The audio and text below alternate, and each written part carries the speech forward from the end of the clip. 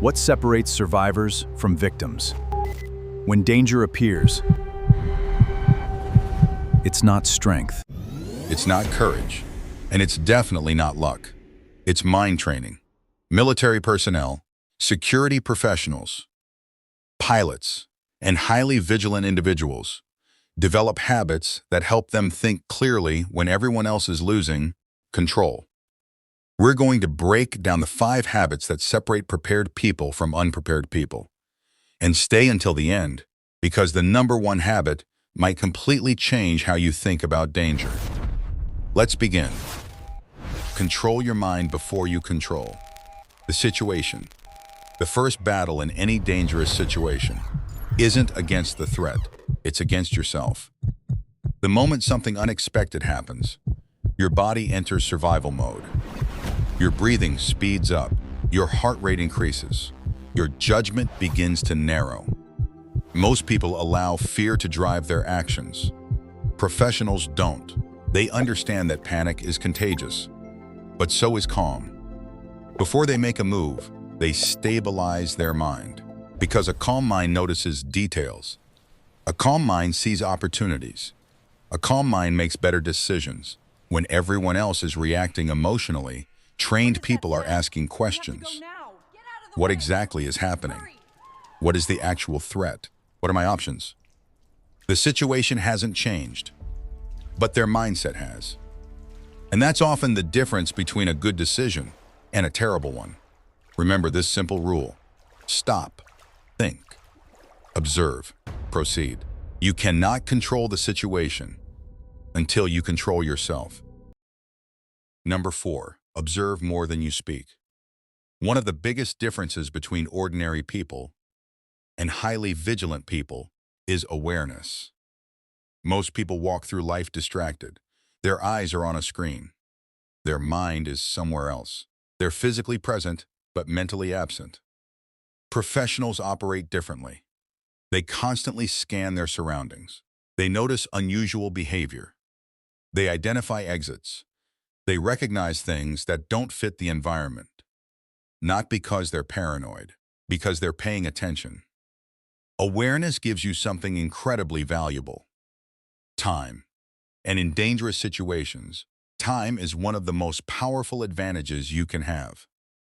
The sooner you notice a problem, the more options you have to avoid it. Remember this: head up, phone down. Awareness begins the moment distraction ends. Number 3, distance is your best friend. Most people think safety comes from strength. Professionals know it often comes from distance. Distance creates time. Distance creates options. Distance creates opportunities to think. Imagine an airplane cruising at 35,000 feet. If an engine fails, the pilot still has options: time to assess, time to communicate, time to decide. Now imagine the exact same failure, only a few hundred feet above the ground. Suddenly, there are far fewer choices. The aircraft didn't change. The emergency didn't change. The distance changed, and distance changed everything. The same principle applies to personal safety. The farther you are from a threat, the more time your brain has to process information. Professionals don't rush toward uncertainty. They create space. Then they evaluate. Remember this rule: space equals safety. More space, more time, more options. Distance isn't weakness. Distance is strategy. Number 2, always know your way out. Walk into a restaurant, a shopping mall, a hotel, a movie theater. Most people notice the atmosphere. Highly vigilant people notice something else: the exits. Because preparation begins before the problem exists. Before entering an unfamiliar environment, professionals automatically ask questions. Where are the exits? What if the main entrance becomes unavailable? How would I leave quickly if I had to? This habit keeps the mind engaged. It forces awareness, and it prevents people from operating on autopilot. Remember this simple rule: see 2 ways out. Every time you enter a new place, identify at least 2 exits. Eventually, it becomes automatic. And automatic habits are what keep people prepared under pressure. Number 1, control your panic. Imagine you're inside a quiet convenience store. People are shopping normally. No warning. No signs of danger. The store looks normal. Until it isn't. A sudden crash at the entrance. Two armed robbers force their way inside. The moment they enter, everything changes. People scatter instantly. Some run into aisles. Some drop to the ground. Some freeze near the counters. Panic spreads faster than the threat itself. Now observe closely. A trained individual does not react like the crowd. First action, they stop moving for a split second. They stabilize breathing. Slow inhale, controlled exhale. Second, they perform a quick three-point scan. Entrance threat location, nearest exit, and available cover like shelves or counters. Third, they shift laterally, not forward, not backward. Side movement to break direct line of sight.